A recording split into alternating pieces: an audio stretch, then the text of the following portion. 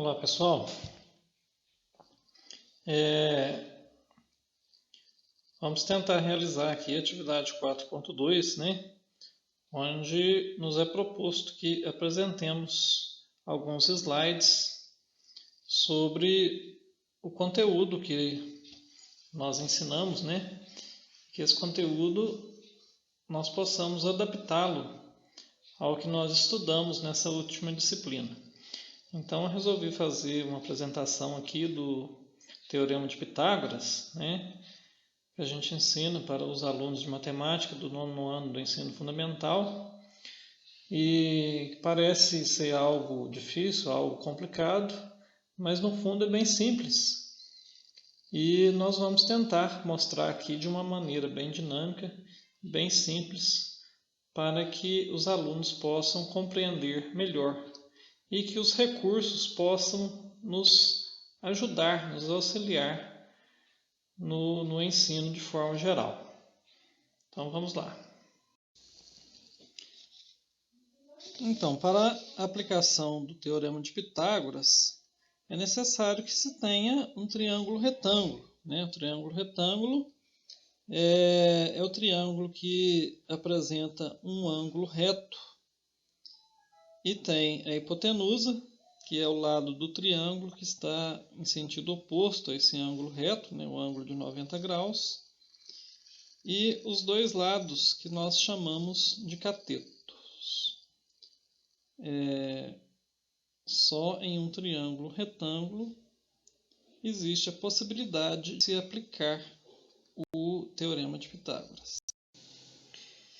E eis aí, né, o famoso Teorema de Pitágoras, né? Quando bate o olho, meu Deus, o que é isso, professor? Mas é algo muito simples, que é aplicado aos triângulos retângulos, né? Ou seja, aos triângulos que têm um ângulo reto em um de seus vértices. Esse teorema ele foi atribuído ao filósofo matemático grego Pitágoras, que viveu no século VI antes da era cristã. Então atribui-se a ele a autoria desse teorema. E ele estabelece o seguinte: no triângulo retângulo, nos seus elementos catetos e hipotenusa, que é a reta, né, do triângulo que está no sentido oposto ao ângulo reto, ele diz que o quadrado da hipotenusa é igual à soma dos quadrados dos catetos. No próximo slide eu vou apresentar algo mais ilustrativo que vai nos facilitar a compreensão desse teorema. E eis aí, bem mais trabalhado, bem mais desenvolvido, né, o Teorema de Pitágoras. Esse teorema ele é muito usado em diversas áreas do conhecimento, sobretudo na engenharia, nas medições, né? Então ele tem um vasto campo de aplicação. Dessa forma facilita, né, a compreensão. A gente sempre usa um triângulo o lado da hipotenusa mede 5, um dos catetos mede 4 e o outro cateto mede 3 unidades de medida, né? Então, elevando a hipotenusa ao quadrado, que é 5 ao quadrado, 25. Elevando um cateto de medida 4 ao quadrado, 16. E elevando o cateto de medida 3 ao quadrado, é igual a 9. E 25, que é a medida da hipotenusa elevada ao quadrado, é exatamente igual à soma dos dois catetos elevados ao quadrado. 16 mais 9, que é igual a 25. Essa é a essência do Teorema de Pitágoras. Importante destacar que nem todos os exercícios, as aplicações, virão com um triângulo retângulo ali, bonitinho, né? Pronto para ser aplicado o Teorema de Pitágoras. Mas todos os triângulos podem ser transformados em dois ou mais triângulos retângulos. Para isso, basta que se trace uma reta perpendicular à base do triângulo até o vértice oposto a essa base escolhida. Uma reta perpendicular forma um ângulo de 90 graus com a base, e dessa maneira nós temos aí o triângulo retângulo pronto para se aplicar o Teorema de Pitágoras. Aqui nós temos um exemplo prático de aplicação do Teorema de Pitágoras, né? Onde é nos fornecido um quadrado cujos lados medem 30 metros e 20 metros e é pedido que se calcule a diagonal desse quadrado. E nós podemos perceber que a diagonal desse quadrado é exatamente a hipotenusa de um triângulo retângulo. Então, jogando na fórmula, né? O quadrado da hipotenusa é igual à soma dos quadrados dos catetos. A gente pega os dados que se tem, né, que é as medidas dos catetos, 20 metros e 30 metros, joga na fórmula, eleva ao quadrado e a soma desses quadrados dá 1.300. Depois nós, para descobrir o valor da hipotenusa, né, que está ainda elevado ao quadrado, a gente aplica a operação inversa da potenciação, que é a radiciação, né? Nesse caso a raiz quadrada. A raiz quadrada de h ao quadrado cancela o quadrado do h com o índice da raiz e aplica-se a raiz quadrada de 1.300. Nós descobrimos que a diagonal tem uma medida aproximada de 36 metros, né? Não é uma raiz quadrada exata. Então, aí um exemplo prático da aplicação do Teorema de Pitágoras na matemática. E a partir do Teorema de Pitágoras, nós podemos estabelecer as relações trigonométricas, né? De seno, cosseno e tangente, estabelecendo relações entre um determinado ângulo previamente marcado, os catetos e a hipotenusa, como eu vou explicar no próximo slide. Então, essas são as relações trigonométricas, né? O seno é a medida do cateto oposto ao ângulo em questão, dividido pela medida da hipotenusa.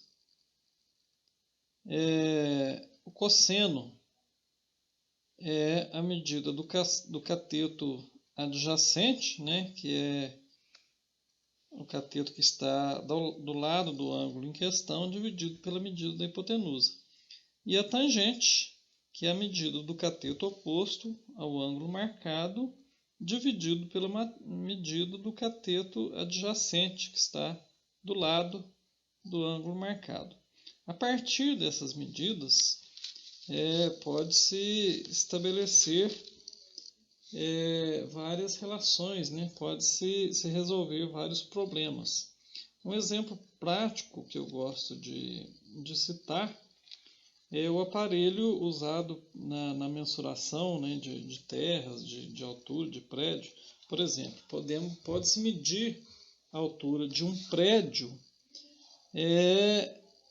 do chão, né? Sabendo-se apenas a distância que o aparelho está do prédio e apontando-se o teodolito para o alto do prédio, ele vai medir a abertura do ângulo, né? E existe uma tabela que estabelece a relação entre a medida do ângulo e o seu seno, cosseno ou tangente, né?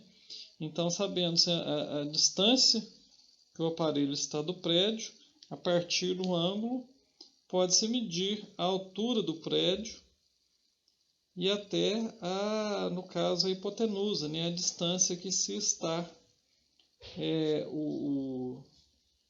a distância em linha reta do teodolito e o topo do prédio. Então, são relações muito importantes usadas na geometria.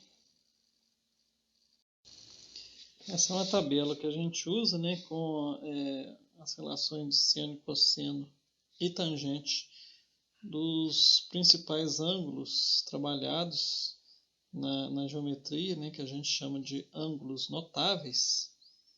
E a partir desses valores é possível calcular muitas medidas, né, resolver muitos problemas. Esses valores podem ser obtidos na simples calculadora científica do aparelho celular que a gente carrega no bolso, né? Então, algo que parece complicado, mas a gente tem a ferramenta em mãos, basta saber usar. Eu gostaria de aproveitar essa oportunidade para falar de uma ferramenta que nós temos em mãos, que nós carregamos no bolso e muitas vezes nós não sabemos usar, né? Os alunos também, né? Sempre têm celular, mexem no celular e muitas vezes não sabem usar como ferramenta, né?